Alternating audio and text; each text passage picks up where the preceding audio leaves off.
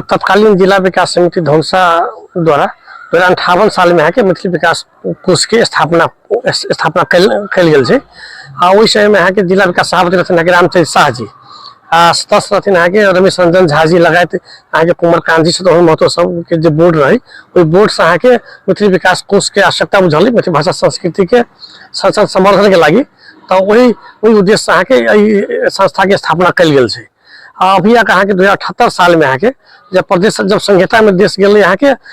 भौतिक प्रकार विकास मंत्री जितेंद्र सोनल जी रहथिन, 2078 साल में यहाँ के 40 लाख रुपया बजट छुटियाल रहा यहाँ के मैथिली विकास कोष के भवन के लगी। तो वही में यहाँ के जितेंद्र सोनल जी और राम सरोज यादव जी तत्कालीन यहाँ के है ना भौतिक प्रकार विकास मंत्री और कांग्रेस के दल के नेता, उनका दोनों कोई के संयुक्त यहाँ के में यहाँ के शिलान्यास भेल 2078 साल ज्येष्ठ 20 गते के, लगभग 4 वर्ष भेलिए बन में यहाँ के 7 करोड़ के लागत में यहाँ के पूरा भवन बन रहा है, संपन्न कार्य संपन्न भ गेल छै। एहि में यहाँ के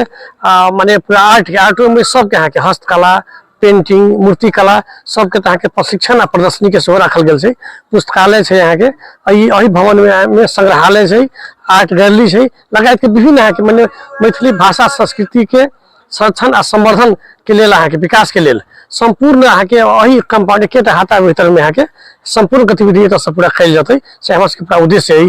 एहि भवन के ये अहाँ के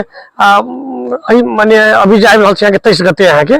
ज्येष्ठ 23 गते के पूर्व प्रधानमंत्री आदरणीय से बहादुर देवबा जी से अहाँ के उद्घाटन माने कार्यक्रम पर रखल गेल छै। लगभग 11 बजे से उद्घाटन हेतै, 2.5-3 घंटा के कार्यक्रम छै। एहि में अहाँ के हम सब चाहबै जे अपन भाषा संस्कृति मौलिकता के झलकाबी से हम सब कार्य माने